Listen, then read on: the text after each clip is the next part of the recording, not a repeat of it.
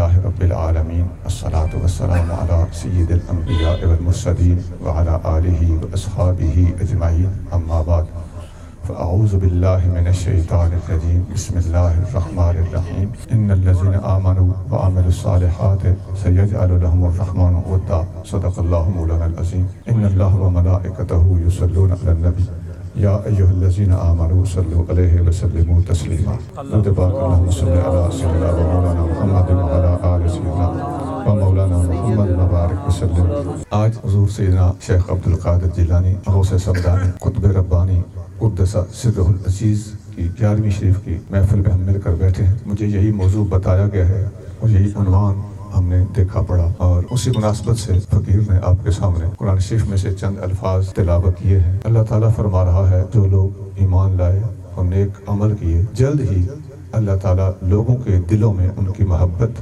ڈال دے گا۔ جن لوگوں کی محبت اللہ اس کے رسول کی خاطر اللہ تعالیٰ دنیا کے دلوں میں ڈال دیتا ہے اور انہیں دنیا کے اندر شرف قبولیت عطا فرماتا ہے، ان میں سے ایک عظیم ہستی ہمارے قطب الاقطاب حضور غوث اعظم شیخ عبدالقادر جیلانی رضی اللہ تعالیٰ عنہ ہیں۔ حضور غوث اعظم رضی اللہ تعالیٰ عنہ کی 11ویں کے حوالے سے آپ لوگ ایصال ثواب کے حوالے سے 11ویں شریف کی شرعی حیثیت کے حوالے سے حضور غوث پاک رضی اللہ تعالیٰ عنہ کی کرامتوں کے حوالے سے عام طور پر خطابات لوگوں سے سنتے رہتے ہیں، اور اس موضوع پر ہماری گفتگو کافی حد تک صحیح بھی ہوتی ہے اور کچھ حد تک کچی پکی بھی ہوتی ہے۔ کچھ عوام اور عوامی قسم کے ہمارے اسٹیجوں پر چڑھ جانے والے لوگ ناپختہ اور غیر موزوں باتیں بھی اس موضوع پر کرتے رہتے ہیں، جس کے نتیجے میں اہل سنت کی یا مذہبی طبقے کی بعض غیر ذمہ دار لوگوں کی وجہ سے رسوائی ہوتی۔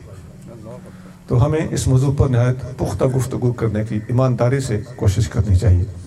باقی معاملات اللہ کے سپرد ہیں، اپنی کوشش نہایت مضبوط ہونی چاہیے۔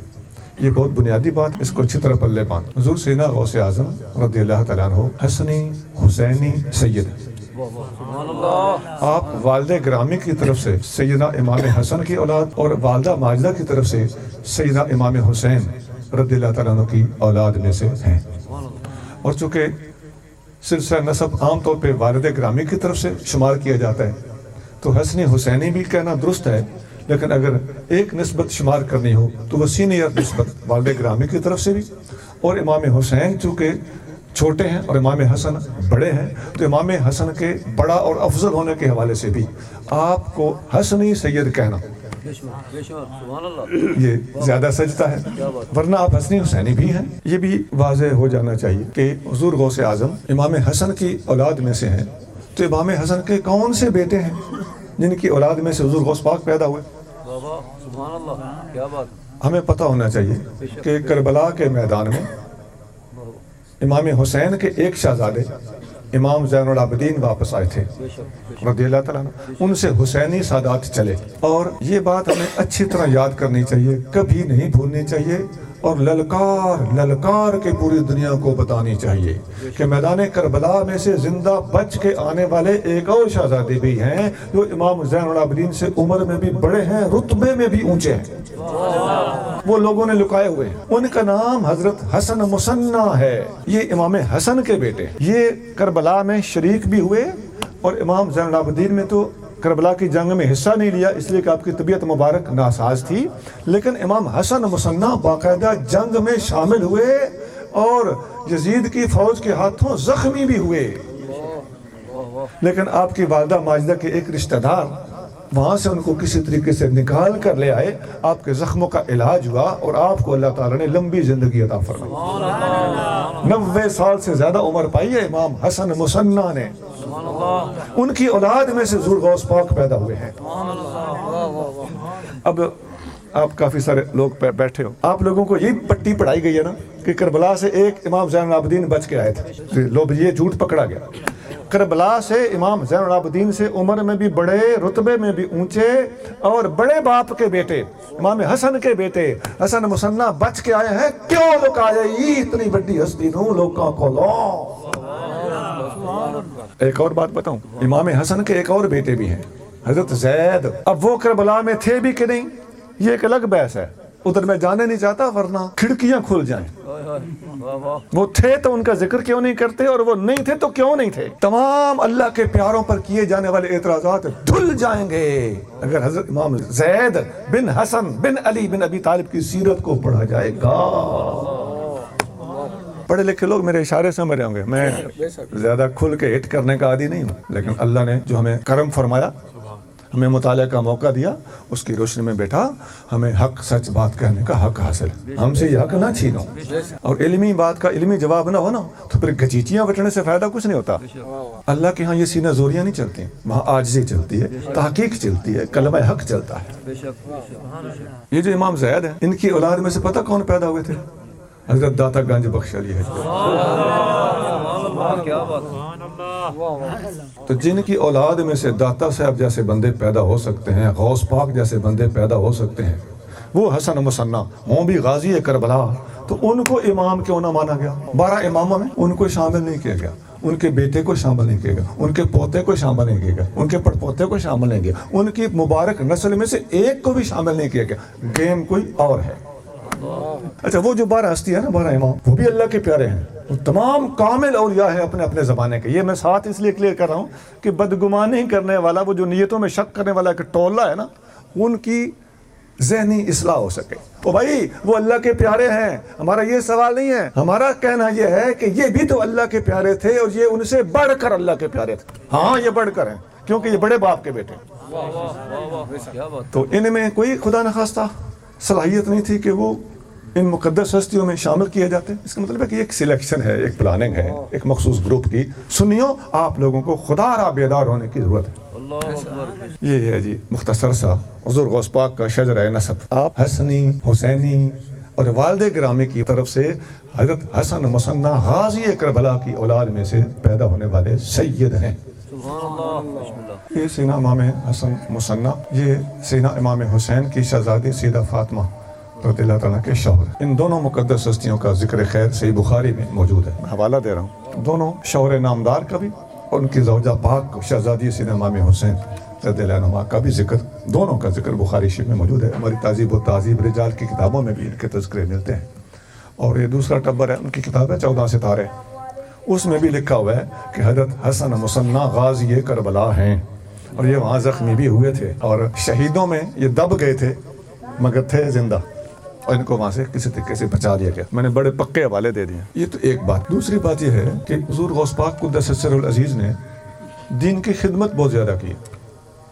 آپ نے بہت کتابیں لکھی، ایک آپ نے قرآن کی تفسیر لکھی ہے جو ابھی بیروت سے بھی چھپی ہے، اس کا اردو ترجمہ پاکستان میں بھی تفسیر جیلانی کے نام سے ہو چکا ہے، کئی جلدوں میں ہے، اور بہترین علمی قرآن، سنت، اجماع اور جمہور کے مطابق، وہی اہل سنت کی ڈگر کے مطابق لکھی گئی قرآن کی تفسیر۔ حضور غوث پاک کی ایک اور کتاب آپ جانتے ہیں، بلکہ دنیا جانتی ہے، غنیۃ الطالبین۔ اب اس کا انتساب آپ کی طرف ٹھیک ہے یا نہیں ہے وہ ایک الگ بحث ہے، لیکن ہمارے نزدیک اور اکثر لوگوں کے نزدیک وہ کتاب غوث پاک کی ہی ہے۔ اسی طرح آپ کی ایک اور کتاب ہے فتوح الغیب، یہ تصوف پر، دنیا تصوف کے اندر لکھی جانے والی، جمہور کے نزدیک کشف المحجوب کے بعد سب سے اونچی کتاب۔ بعض علماء کہتے ہیں کہ یہ کشف المحجوب سے بھی اونچی کتاب ہے۔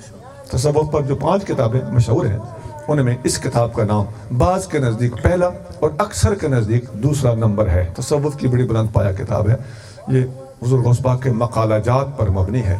اس کی شروع بے شمار لکھی گئی ہیں، شاید میرے حساب میں نہیں آئی کہ اتنی کتنی ہے۔ اس کی شروحات جو تشریح ہے کسی نے لکھی ہیں، شیخ عبدالحق محدث دہلوی کی لکھی ہوئی شرح بہت زیادہ مشہور ہے، ویسے علامہ ابن تیمیہ تک جیسے بندوں نے اس کی شرح لکھی، اور اردو میں بھی اس کی کئی شروح ملتی ہیں۔ آپ کے جلاء الخواطر وغیرہ خطابات کی کتابیں ہیں، جو آپ کے خطبات تھے، تقریریں تھیں، وہ آپ کے ماننے والوں نے، غلاموں نے جمع کی اور آپ کے نام سے ان کتابوں کو بھی شائع کیا۔ ان کتابوں کو بیان کرنے سے میرا مقصد یہ ہے کہ آج کل کچھ نوجوان نیٹ پہ چڑھے ہوئے کہتے ہیں جی جن صوفیوں کی قبریں پوجی جا رہی ہیں انہوں نے کوئی قرآن کی تفسیر نہیں لکھی، حدیث کی شرح نہیں لکھی، تو ان سے درخواست ہے کہ وہ اپنی اصلاح کریں۔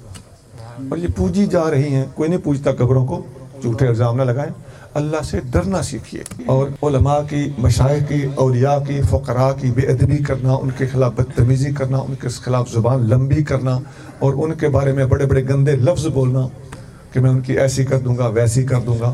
تو اس قسم کے الفاظ بولنے والا کبھی بھی با ادب نہیں ہو سکتا. جانور میں اور انسان میں فرق ہی یہ ہے کہ انسان کو تمیز ہوتی ہے، جانور کو کوئی تمیز نہیں ہوتی. انسان میں ادب ہوتا ہے، جانور میں کوئی ادب نہیں ہوتا. اللہ کا ادب، اللہ کے رسولوں کا ادب سکھایا گیا کہ نہیں؟ ما زاغ البصر وما طغى، کیا ہے؟ ادب خداوندی. اور لا تقدموا بین یدی اللہ ورسولہ، کیا ہے؟ رسول اللہ صلی اللہ علیہ وسلم کا ادب ہے. اور اذا ذکر اصحابی فامسکوا، حضور فرماتے ہیں جب میرے صحابہ کا ذکر آئے تو تھم جاؤ، رک جاؤ، زبان کو لگام دو. یہ کیا ہے؟ یہ ادب ہے. میرے صحابہ سے میری خاطر محبت کرو. فمن احبهم فبحبی احبهم، اور میرے اہل بیت سے محبت کرو. احبوا اہل بیتی لحبی، یہ ادب ہے، یہ تمیز ہے، یہ احترام ہے. اور اذکروا محاسن موتاکم، اپنے فوت شدہ لوگوں کے خوبیاں اور محاسن بیان کیا کرو. تو اللہ اس کے رسول نے ہر بڑے کا ادب سکھایا ہے. علماء کا ادب، مشائخ کا ادب، اولیاء کا ادب. ان کی بے ادبی اللہ سے جنگ ہے. صاف حدیث ہے، من عادى لي وليا فقد آذنته بالحرب. استاد کا ادب، ماں کا ادب، باپ کا ادب، سفید بالوں کا ادب، ہر بڑے کا ادب.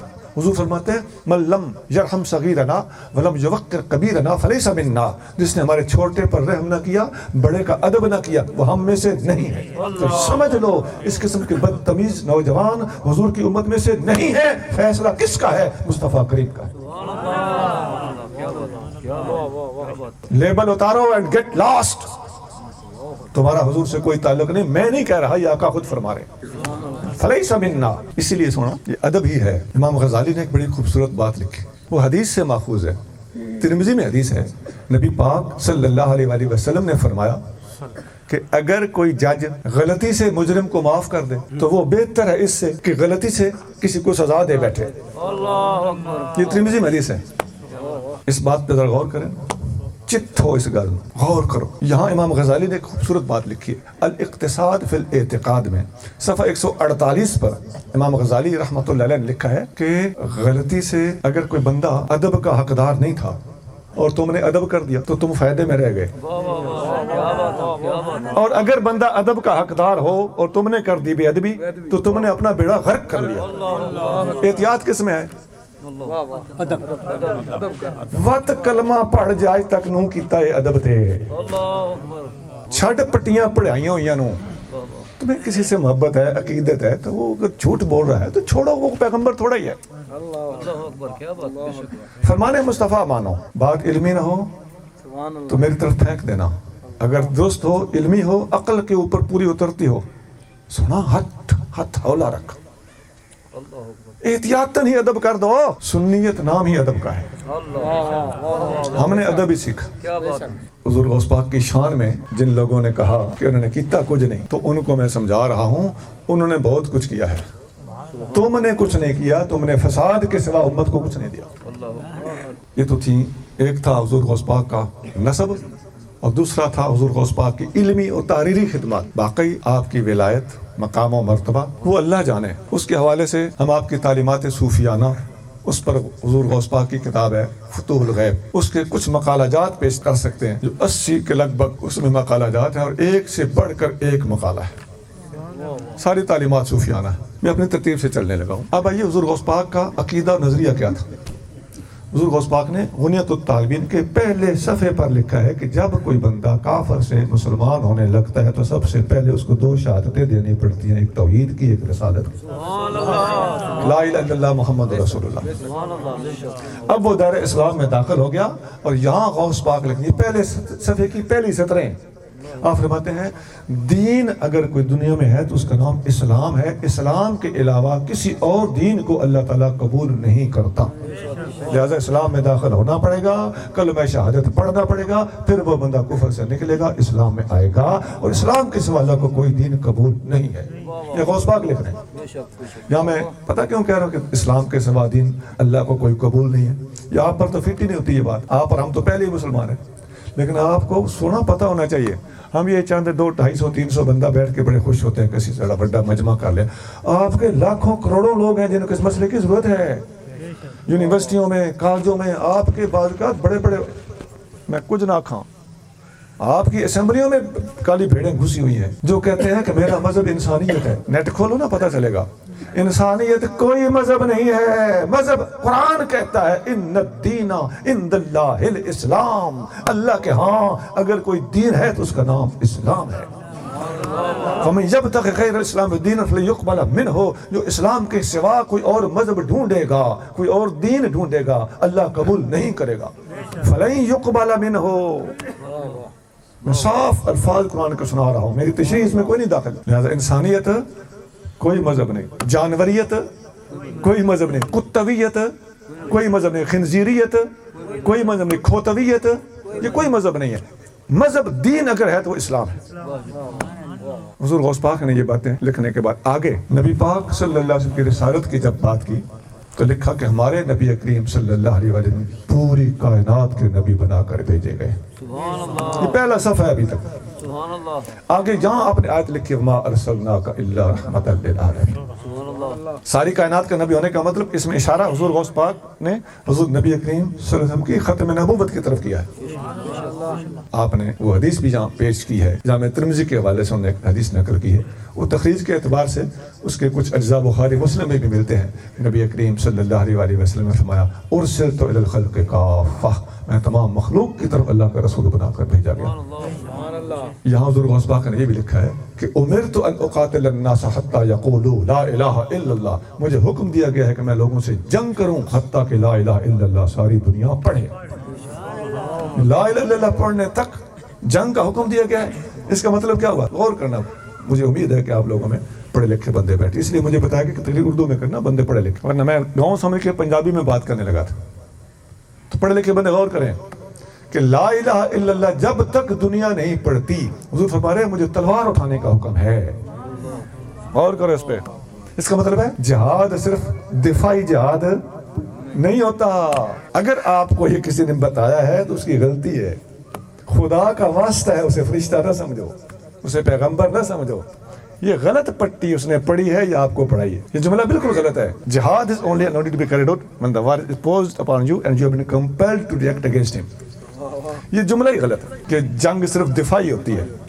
نہیں, حضور فرما رہے, بخاری مسلم حدیث ہے, قرآن کے بعد صحیح ترین کتابوں میں حضور کا فرمان ہو میں تیری بات مانوں یا حضور کی بات مانوں, میں اپنے آقا کا در نہیں چھوڑ سکتا. مجھے خدا کے لیے مجبور نہ کر بلکہ اپنی اصلاح کر. یہ حدیث نوٹ کرو کہ مجھے حکم دیا گیا ہے کہ لا الہ الا اللہ جب تک سارے نہ پڑھ لیں میں جنگ کرتا جاؤں. ادھر یہ جملے انگریزی والے نوٹ کرو, دو میں سے ایک چنو گے تو ظاہر ہے مصطفیٰ کو چنو گے. مخلص لوگ ہیں, میں جانتا ہوں, بیچاروں کو پتہ نہیں ہے, ایسی کسی کی باتوں میں آ جاتے ہیں, محبتیں عقیدتیں بندے کا ایمان خراب کر دیتے. تو اپنی اصلاح کی جائے. آگے چلتے ہیں, حضور غوث پاک کی تعلیمات کی بات کر رہا ہوں. حضور غوث پاک رضی اللہ تعالیٰ عنہ نے توحید, رسالت, ختم نبوت, اس کے بعد آپ نے اسی کتاب میں اور متعدد دوسری کتابوں میں بھی, لیکن زیادہ شفاف اس میں ہے, وہ میں آپ کو سنانے لگا. حضور پاک فرماتے ہیں اس امت میں نبی پاک صلی اللہ علیہ وسلم کے بعد سب سے افضل ہستیاں حضور کے صحابہ کرام ہیں. آگے سنیے, آپ فرماتے ہیں صحابہ کرام میں 1400 افضل ہیں, صلح حدیبیہ والے, اور 1400 میں سے 313 افضل ہیں جنگ بدر والے, 313 میں سے 40 افضل ہیں جن سے فاروق اعظم کے مسلمان ہونے کے بعد 40 کا عدد پورا ہوا تھا. ان 40 میں سے 10 افضل ہیں جنہیں عشرہ مبشرہ کہا جاتا ہے, ان 10 میں سے 4 افضل ہیں. آگے غوث پاک لکھتے ہیں کہ ان 4 میں سے سب سے افضل ابو بکر صدیق, پھر عمر, پھر عثمان, پھر علی رضی اللہ تعالی. ہمارا عقیدہ ہے, جس کا دل چاہے پڑھ لے. انہیں تو طالب علم کی پہلی جلد میں, اور اس پر پوری امت کا اجماع ہے. یہ جو ترتیب آپ نے بیان کی ہے نا, صحابہ میں سے 1400, 1400 میں سے 1300, 1300 میں سے 40, 40 میں سے 10, 10 میں سے 4, 4 میں سے 1 ابو بکر صدیق. یہ کوئی ڈھکا چھپا عقیدہ نہیں ہے. تمام اولیاء, صوفیاء, بلکہ صحابہ کرام سب کا اس پر اجماع اور اتفاق ہے کہ اس امت میں سب سے افضل ہستی نبی پاک علیہ السلام کے بعد ابو بکر صدیق. ہم نے تجربہ کیا ہے, اسٹیجوں پر آ کر کچھ ان پڑھ قسم کے لوگ لگے رہتے ہیں, سجیاں کبیاں, ایک ہاتھ چاہتے, 2 ہاتھ چاہتے, وہ لگے رہتے ہیں جنا ایک کھڑو کے آخر ایک بار چاہ کے عشق ویکھنے دے صدیق دا ویکھ کیتی کرتی انہاں دی کھو پہ جاندی. عشق کا نام ہی خدا کی قسم صدیق اکبر کے بغیر نامکمل ہے. اچھا ایک اور بات بھی ہے, آگے حضور غوث پاک نے لکھا ہے اسی کتاب میں, میں شارٹ کر رہا ہوں, آپ لکھتے ہیں ذرا غور سے سننا. اتفق اہل السنت، اہل سنت کا اس پر اتفاق ہے، علی وجوب الکف اما شجر بین الصحابہ، جو صحابہ کرام کے درمیان مشاجرت اور جھگڑے ہوئے ہیں ان کے بارے میں زبان کو بند رکھنا ہے، اس کے بارے میں سب کا اتفاق ہے۔ وَعَلَىٰ إِظْهَارِ مَحَاسِنِهِمْ وَمَنَاقِبِهِمْ، چپ رہنے کا یہ مطلب نہیں کہ نہ خوبی بیان کرو نہ خامی بیان کرو، بلکہ فرمایا کہ جھگڑے بیان نہ کرو، وَإِظْهَارِ مَحَاسِنِهِمْ وَمَنَاقِبِهِمْ، لیکن ان کے محاسن اور مناقب اور شانیں ضرور بیان کرو۔ جھگڑوں کے بارے میں چپ رہنا واجب ہے اور خوبیاں بیان کرنا بھی واجب ہے۔ واجب کا لفظ دونوں طرف ہے۔ نکل گئی غلط فہمی کہ چپ رکھنے دا مطلب تانوں غلط پٹی پڑھائی گئی ہے، یہ غوث پاک انہیں تو طالبین وچ پہ لکھ دے، جے نہ ہوئے تے جھوٹے تے لعنت، تے جے ہوئے تو خدا دا نا ہے میرا ویرا میرا بچہ میرا پترا سدھا ہو جا۔ ادب سکھ، کتنا غلط جملہ ہے کہ چپ رکھنے کا مطلب ہے کہ نہ پازیٹیو نہ نیگیٹو، نہیں جناب، نیگیٹو نہیں اور پازیٹیو ضرور۔ اور آگے چلیے، حضور غوث پاک نے اپنی ایک کتاب، ان کی کتاب جن کا نام میں نے پہلے نہیں لیا، تصوف پر بڑی بلند پایا کتاب، سر الاسرار فیما یحتاج الیہ الابرار، رازوں کا راز اس کتاب کا نام ہے۔ ولی جس کے محتاج ہیں، کتاب کا نام ہے رازوں کا وہ راز جس کے ولی محتاج ہیں۔ اب ظاہر ہے ولیوں کے شہنشاہ تھے تو آپ کی تعلیمات کے ولی بھی محتاج ہو سکتے ہیں۔ آپ نے وہ کتاب لکھی ہے، اس کتاب کے صفحہ نمبر 58 ادھر لکھتے ہیں کہ ہمارے زمانے میں ایک فرقہ ہے، فرقہ حامیہ، غوث پاک لکھ رہے ہیں، فرماتے ہیں یہ حامیہ فرقہ کیا کہتا ہے؟ فرماتے ہیں یہ فرقہ کہتا ہے کہ علم نہ پڑھو نہ پڑھاؤ، ایک کہتا ہے کہ قرآن حجاب ہے معاذ اللہ، علم حجاب ہے معاذ اللہ، قرآن حجاب ہے معاذ اللہ، اور یہ فرقہ کہتا ہے کہ یہ شعر و شاعری طریقت کا قرآن ہے۔ حضور غوث پاک لکھتے ہیں یہ فرقہ اپنے آپ کو سنی بھی کہتا ہے، وَيَقُولُونَ نَحْنُ أَهْلُ السُّنَّةِ، یہ فرقہ اپنے آپ کو کہتا ہے کہ ہم اہل سنت ہیں، وَلَيْسُوا مِنْهُمْ، غوث پاک فرما رہے ہیں یہ اہل سنت نہیں ہیں۔ وہ یاد ہے میں سنی ہوں، غوث پاک کی یاد ہے سنی نہیں۔ ذرا غور کرو، ایمان رب کو جان دینی ہے، لیکن گھر میں بیٹھے غور کرو اس بات پہ۔ اس کا مطلب ہے کہ جو اپنے آپ کو سنی کہے ہم نے مان نہیں لینا جب تک غوث اعظم کے معیار پر پورا نہ اترے گا۔ اب لوگ کہتے ہیں جی یہ کون آ گئے ہیں سنیت کا سرٹیفکیٹ دینے والے؟ بھائی قرآن و سنت کی روشنی میں فیصلہ کیا جاتا ہے، ولیوں کے اقوال کی روشنی میں فیصلہ کیا جاتا ہے کہ یہ سنی ہے یہ سنی نہیں رہا۔ نہیں ہمیں اتنا بے وقوف سمجھتے ہو کہ ہم سرٹیفکیٹ دینے بیٹھ جائیں گے؟ حضور غوث پاک نے سرٹیفکیٹ دیا کہ نہیں دیا؟ فرمایا آدھے نے سنی آتے میں نہ مندہ انہوں نے سنی ہے، نہیں سنی، آپ نے سنیت چچا کے باہر بھگایا ہے۔ آپ غوث پاک کو کہہ سکتے ہو کہ آپ نے سرٹیفکیٹ دیا یا سرٹیفکیٹ چھین لیا؟ نہیں، سٹینڈرڈ ہوتا ہے، ایک ترازو ہوتا ہے، ایک پیمانہ ہوتا ہے جس میں ہر چیز کو ناپ لیا جاتا ہے۔ وہ حامیہ کہتے ہیں ہم سنی ہیں، غوث پاک کہتے ہیں یہ سنی نہیں ہے، ہن بول یہ کون ہوتے ہیں سرٹیفکیٹ دینے والے؟ ایسے جملے کیا ان پڑھوں والے جملے؟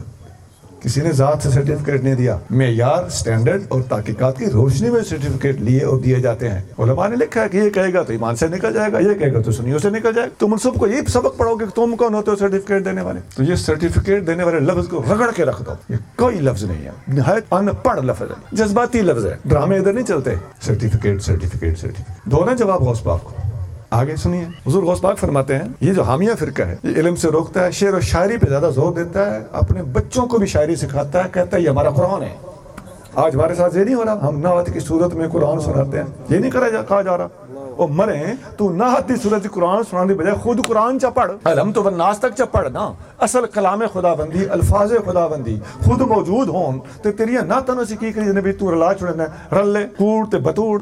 بسم اللہ دی ابتدا ہوں شعر، جی ہاں ہن بسم اللہ شعر تو کر دے، تیرے نام سے ابتدا کر رہا ہوں تو تم بسم اللہ چا پڑھ۔ یہ حامیہ فرقے کی نشاندہی حضور غوث پاک نے فرمائی ہے۔ میں بھائیوں سے درخواست کرتا ہوں بیٹا اپنی اصلاح کریں، نکلو اس تماشے سے باہر۔ شعر و شاعری ایک حد تک نبی پاک علیہ الصلوۃ والسلام فرماتے ہیں، آپ سے پوچھا گیا حضور یہ شاعری کیا ہوتی ہے؟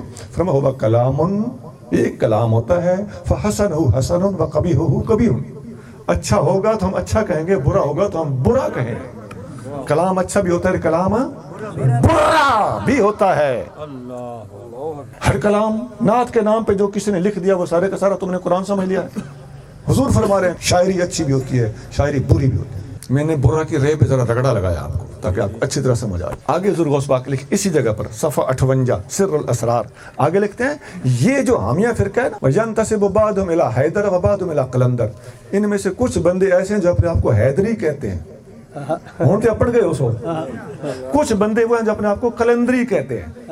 غوث پاک فرما رہے ہیں صفحہ 58 سر الاسرار میں عربی سنا رہا ہوں. وَبَعْضُهُمْ إِلَىٰ أَدْهَمْ بعض ابراہیم ادہم کی طرف اپنے آپ کو منسوب کرتے ہیں. 3 طرف انتصاب. جہاں یہ تماشا دیکھو سمجھ جاؤ کہ یہ فرقہ حامیہ کا ایک بدبودار ٹولہ جو باقی رہ چکا ہے اس زمانے میں تازہ تھا. اب مزید بسان پڑ گئی ہے, پرانے ہو چکے ہیں.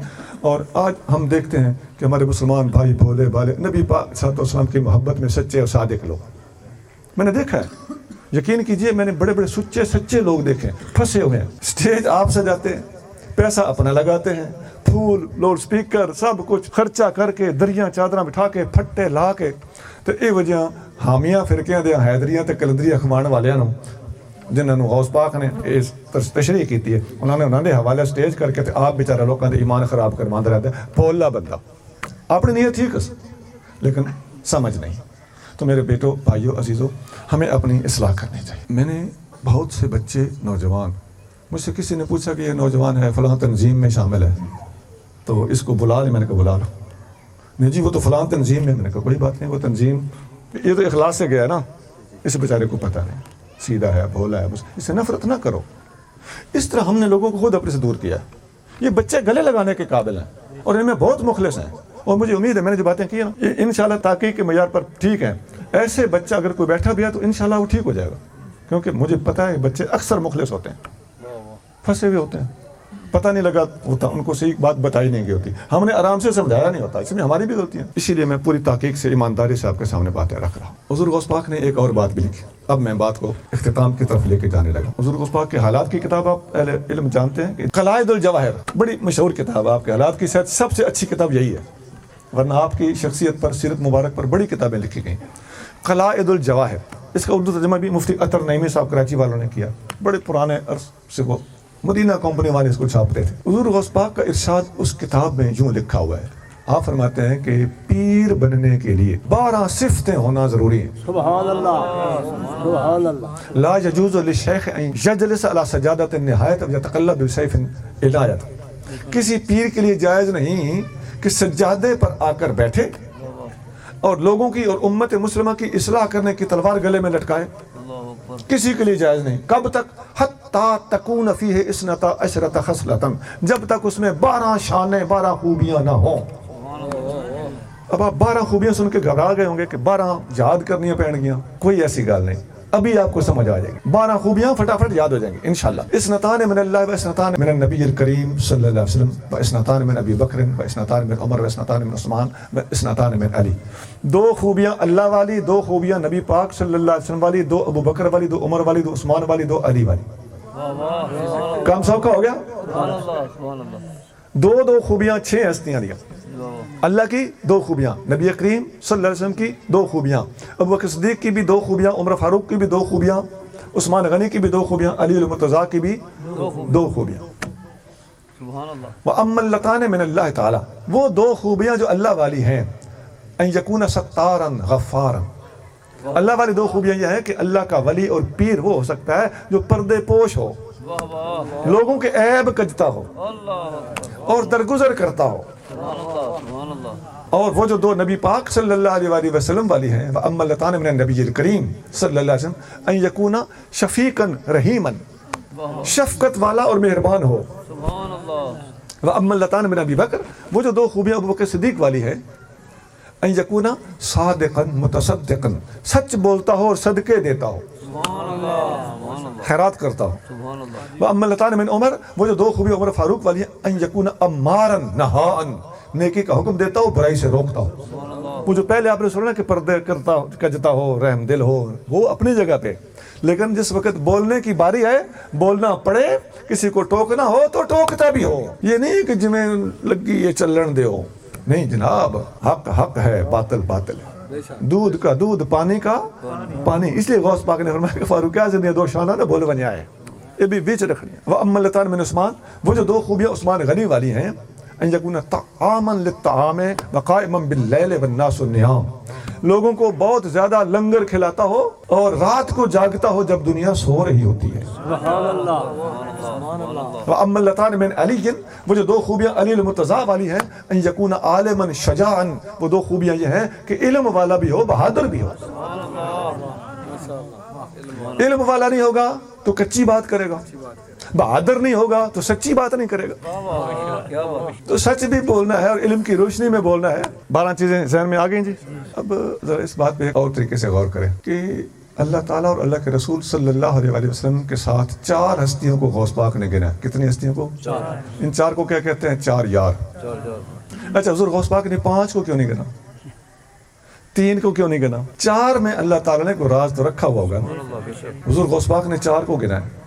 اس غنیت الطالبین کا ذکر پہلے کر کے اس میں جگہ جگہ آپ لکھتے ہیں خلفائے اربعہ، خلفائے اربعہ، خلفائے اربعہ، 4 یار، 4 خلفاء، 4 خلیفے۔ اور سنیے حضور غوث پاک نے یہ جو 4 یار کا ذکر اکٹھا کیا ہے، اس کے پیچھے آپ کے پاس دلیل کیا تھی؟ حدیثوں میں آتا ہے نبی کریم صلی اللہ علیہ وآلہ وسلم نے فرمایا ان اللہ اختار اصحابی سوى النبیین والمرسلین، اللہ نے نبیوں اور رسولوں کے بعد میرے صحابہ کو چن لیا ہے۔ وختار علی منہ اربعۃ، اور میرے لیے 4 کو چنا ہے۔ یہ شفاء شریف میں، ریاض النظرہ میں اور بہت کتابوں میں حدیث موجود ہے، مجموع الزوائد میں بھی ہے کہ میرے لیے 4 کو چنا ہے۔ پھر ان 4 کے نام لیے، ابا بکر و عمر و عثمان و علی، ایک ابو بکر ہے، دوسرا عمر ہے، تیسرا عثمان ہے، چوتھا علی ہے۔ ہم خیر و اصحابی، یہ 4 میرے صحابہ میں سے افضل ہیں۔ فی اصحابی کلہم خیر، ویسے میرے سارے صحابہ بہترین لوگ۔ ایک اور حدیث میں آتا ہے رحم اللہ ابا بکر، اللہ تعالیٰ ابو بکر پہ رحمت کرے، زوجنی ابنتہ وحملنی الی دار الہجرہ، اس نے اپنی بیٹی میرے نکاح میں دی اور ہجرت کی رات مجھے کندھوں پہ اٹھایا۔ رحم اللہ عمر یقول الحق ولو کان مرا، اللہ تعالیٰ عمر پہ رحمت کرے، حق بولتا ہے خواہ کڑوا ہو، وترک الحق وما لہ شریک، سچ بولنے سے باز نہیں آتا خواہ اکیلا رہ جائے۔ رحم اللہ عثمان یستحیی الملائکہ، اللہ تعالیٰ عثمان پہ رحمت کرے، فرشتے بھی اس سے حیا کرتے ہیں۔ رحم اللہ علی، اللہ عادل الحق ما بھائی سمادار، اللہ تعالیٰ علی پر رحمت کرے، یا اللہ علی جدھر جائے حق کو علی کے ساتھ بھیج دے۔ تو یہ 4، اس میں حضور نے 3 کا ذکر نہیں کیا، 5 کا ذکر نہیں کیا، 4 کا ذکر کرنے کے بعد حدیث مکمل ہو گئی۔ پتہ چلتا ہے کہ 4 یار کی بار بار حدیثوں کے اندر بکھری ٹھاٹھ بیان ہوئی ہے، اس لیے سنی نعرہ لگاتے ہیں نعرہ تحقیق۔ ایک حدیث میں آتا ہے کتاب الفتن میں، امام بخاری سے بھی پہلے لکھی گئی ہے یہ کتاب، اس میں ہے کہ نبی پاک علیہ السلام نے ایک بندے کے ساتھ اونٹ کا سودا کیا اور پیسے ادھار لینے دیے، فرمایا میں بعد میں دے دوں گا۔ وہ بندہ سودا کر کے باہر نکلا، حضرت علی المرتضیٰ رضی اللہ تعالیٰ عنہ سے اس بندے کی ملاقات ہوئی۔ حضرت علی نے فرمایا واپس جاؤ، حضور سے پوچھو اگر آپ دنیا سے پردہ فرما جائیں تو میں پیسے کس سے لوں؟ حضور نے فرمایا ابو بکر سے لے لینا۔ سبحان اللہ۔ وہ بندہ واپس آیا، سین علی مرتضیٰ کو بتانے لگا کہ مجھے حضور نے ابو بکر کا نام لیا ہے۔ آپ نے فرمایا اگر ابو بکر بھی پردہ فرمائے تو پھر واپس جا کے پھر پوچھو۔ وہ دوبارہ گیا، آپ نے فرمایا عمر فاروق سے لے لینا، پھر واپس بھیجا، آپ نے فرمایا پھر عثمان سے لے لینا، پھر واپس بھیجا، آپ نے فرمایا پھر عثمان کے بعد اس سے لے لینا جو تمہیں بار بار واپس بھیج رہا ہے۔ 4 5 کا بھی ذکر اس حدیث میں نہیں ہے اور 3 کا بھی ذکر نہیں۔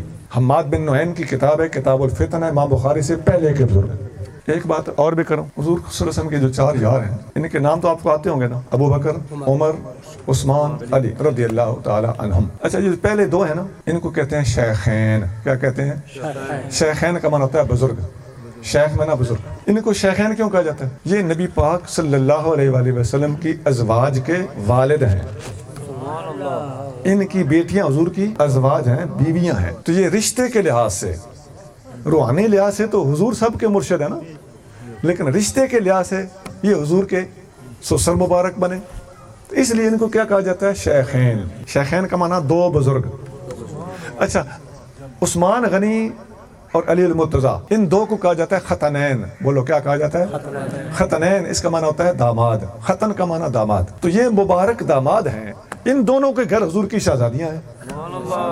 4 یار میں سے 2 جوڑیاں ہیں، پہلی جوڑی شیخین کی، دوسری جوڑی ختنین کی۔ اچھا ایک حدیث سناؤں، یہ جوڑی 4 میں سے 2 جوڑیاں۔ ایک حدیث میں آتا ہے اسن المطالب میں، امام جزری نے حدیث بیان کی ہے کہ نبی پاک علیہ السلام نے فرمایا میرے حوض کوثر کے 4 کونے ہیں، ایک پر ابو بکر، ایک پر عمر، ایک پر عثمان، ایک پر علی کھڑا ہوگا۔ اور جس بندے کو ابو بکر سے بغض ہوگا اسے عمر نہیں پلائے گا، جس کو عمر سے بغض ہوگا اسے ابو بکر نہیں پلائے گا۔ یہ جوڑی ہوگی۔ اب دوسری جوڑی کا ذکر کیا، جس بندے کو عثمان سے بغض ہوگا اسے علی نہیں پلائے گا، جس کو علی سے بغض ہوگا اسے عثمان نہیں پلائے گا۔ وہ جوڑی الگ، یہ جوڑی الگ۔ اب بیچ میں سے عمر اور عثمان کا آپس میں لنک آپ صلی اللہ علیہ وسلم نے یہاں بیان نہیں کیا، حالانکہ آپس میں پیار ان کا ایک ہی جیسا ہے، لیکن یہاں جوڑی جوڑی کر کے بیان کیا ہے۔ یہ بڑی باریک اور لطیف بات ہے۔ تو شیخین کی جوڑی الگ، ختنین کی جوڑی الگ۔ اب آپ سمجھ گئے ختنین کیا ہے، شیخین کیا ہے؟ اب سنیے، دنیا میں دو ٹولے ایسے ہیں اہل سنت کے علاوہ، ایک ٹولہ ابو بکر و عمر سے بغض رکھتا ہے، ایک ٹولہ عثمان و علی سے بغض رکھتا ہے۔ تو ایک ٹولہ جو شیخین سے بغض رکھتا ہے اس ٹولے کو کہتے ہیں رافضی۔ کیا کہتے ہیں؟ اور جو ختنین سے بغض رکھتا ہے اسے کہتے ہیں خارجی۔ اسے کیا کہتے ہیں؟ ایک حضرت علی سے بغض نہیں، ان کو عثمان علی دونوں سے بغض ہے۔ یہ ہمارے اسٹیجوں کا قصور ہے کہ ہم نے ایک بغض لوگوں کو بتایا، دو نہیں بتائے۔ بخاری میں حدیث ہے، حضرت عبداللہ بن عمر رضی اللہ تعالیٰ عنہ کے پاس ایک خارجی آ کے کہنے لگا عثمان کے بارے میں آپ کا کیا خیال ہے؟ آپ نے فرمایا، سمجھ گئے آپ، اس کو پہچان لیا، فرمایا عثمان کی یہ شان، یہ شان، یہ شان، لگتا ہے تمہیں عثمان کی شانیں پسند نہیں آئی؟ چپ ہی ہیں۔ کہنے لگا ہاں۔ فرمایا اللہ تجھے ذلیل کرے۔ پھر اس نے کہا علی کے بارے میں آپ کا کیا خیال ہے؟ آپ نے فرمایا علی کی یہ شان، یہ شان، یہ شان، یہ شان، اور شان کو نہیں نظر آتی تو وہ دیکھ لو علی کا دروازہ، نبی پاک کے گھروں کے درمیان علی کا گھر ہے۔ سبحان اللہ، سبحان اللہ۔ اے تو ہن اکھی نہ تک لینا۔ اب پھر فرمایا لگتا ہے تمہیں عثمان کی طرح علی کی شان بھی چبھی ہے؟ کہنے لگا اجل ہاں چبھی ہے۔ فرمایا اذهب الى رسلک، دفع ہو جائے تھوں، جو میرا کرنا ہی کر لے۔ یہ لفظ ہے، جو میرا کرنا ہی کر لے۔ اب اس بندے نے بغض کس کا ظاہر کیا؟ عثمان اور علی دونوں کا۔ سنی جاگ، رافضی وہ ہوتا ہے جو ابو بکر و عمر سے بغض رکھے، یہ تو نام سمجھ آندہ پہ ہوسی نا۔ اور خارجی کون ہوتا ہے؟ جو عثمان و علی دونوں سے بغض رکھے۔ اب سنی کون ہوتا ہے؟ یہ آپ نے خود مان لیا نا، پہچان لیا۔ امام اعظم ابو حنیفہ فرماتے ہیں من علامات اہل سنت، اہل سنت کی علامت اور پہچان یہ ہے ان تفضل الشیخین وتحب الختنین۔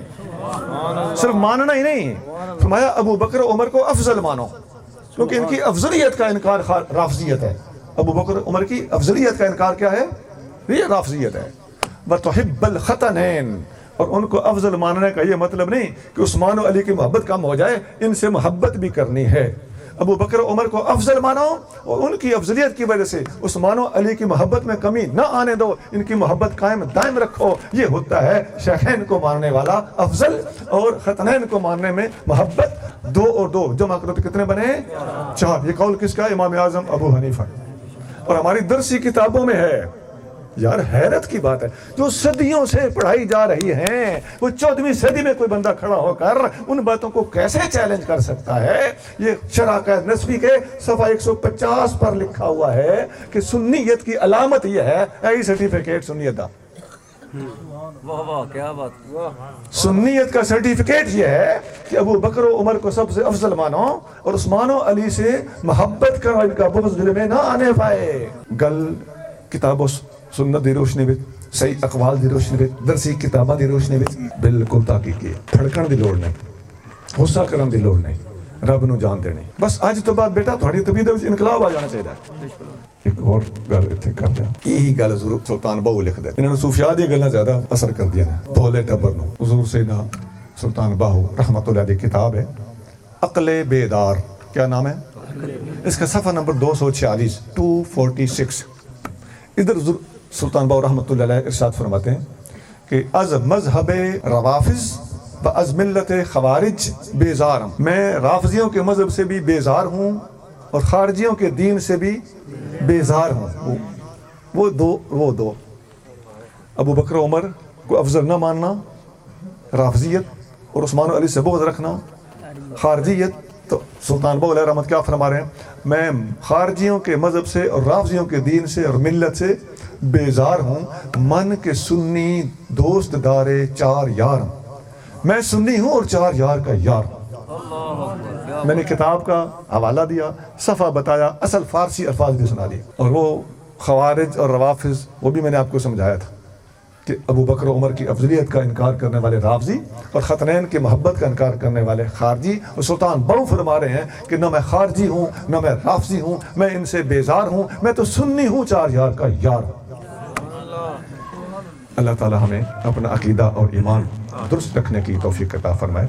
ایک بات میں ضرور کروں گا کسی طرح گرامی، یہ تو میں نے 11ویں کے حوالے سے کچھ باتیں آپ کے سامنے رکھی ہیں، لیکن حضور غوث پاک نے اپنی کتاب عنایت الطالبین اور دیگر کتابوں میں اور تفسیر میں مسلمانوں کی اصلاح کے لیے 5 وقتی نماز، رمضان کے روزے، توفیق ہو تو حج اور زکوٰۃ، اور سال کے ہر مہینے کی عبادت، اور اہم دنوں اور اہم راتوں کو جاگ کر عبادت، ان کے فضائل بہت کم لوگوں نے اتنے بیان کیے ہیں جتنے حضور غوث پاک نے بیان کیے۔ امام بیکی نے اس پر پوری کتاب لکھی ہے، شیخ محقق رحمۃ اللہ علیہ ثابت بالسنہ اس موضوع پر کتاب لکھی ہے۔ ان 2 کتابوں کے بعد میرے مطالعے میں، ایک ناقص سا آدمی ہوں، میرے مطالعے میں ان کے بعد بہترین بیان اگر ملتا ہے تو عنایت الطالبین میں ملتا ہے۔ تو عبادات کے حوالے سے بھی، شریعت کی پابندی کے حوالے سے بھی ہمارے حضور غوث پاک نے اپنی کتابوں کے اندر اپنے غلاموں کو بڑی رہنمائی دی۔ فقیر کا سلسلہ قادری سلسلہ ہے، اور ہم حضور غوث پاک کے غلام ہیں، اور ہم ان کی تعلیمات اچھی طرح پڑھ کر ان کی غلامی میں داخل ہو کر ان کے راستے پہ چلنے کی پوری ایمانداری سے کوشش کر رہے ہیں۔ قادری کہلانا تو آسان ہے، لیکن غوث پاک کا راستہ اختیار کر کے دکھاؤ نا، اپنی ہر بات غوث پاک سے ثابت کرو۔ آج لوگ داتا صاحب کا بڑا نام لے رہے ہیں، ان کے عرصوں پہ بھی چلے جاتے ہیں۔ سانا کشف المحجوب پڑھ کے دیکھنا تو آپ کو سمجھ آ جائے گی کہ عرصوں پہ جانے والے خود حضور داتا صاحب کی تعلیمات سے برگشتہ ہیں، ہٹے ہوئے۔ کشف المحجوب آپ میں سے ہر بندے کی گھر ہونی چاہیے، خدا کی قسم آپ خود پڑھو تو انشاءاللہ میرے حق میں دعائیں کرو گے کہ یار بات ٹھیک کہہ گیا تھا۔ ان ہستیوں کی تعلیمات پہ عمل کرنا یہ ہمارا فرض ہے، اور یہ بات بھی یاد رکھ لیں جتنی میں نے گفتگو کی ہے۔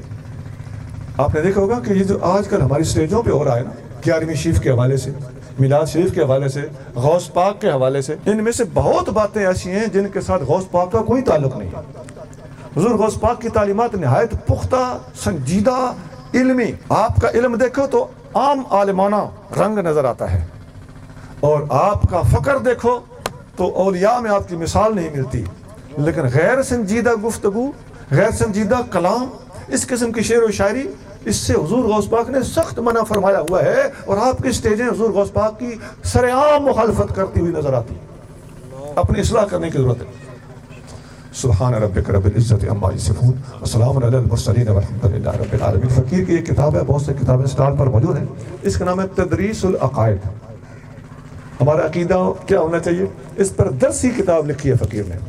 یہ ابتدائی طالب جب صرف نحو پڑھتے ہیں تو اس کے ساتھ ساتھ یہ کتاب اگر پہلے چند مہینوں میں پڑھا دی جائے تو بچہ، اگر اکثر بچے شروع میں بھاگ بھی جاتے ہیں، یہ پڑھ کے جو بچہ مدرسہ چھوڑ کے بھاگ بھی گیا نا، انشاءاللہ کچھ سیکھ کے جائے گا۔ یہ اس ذہن سے لکھی گئی ہے۔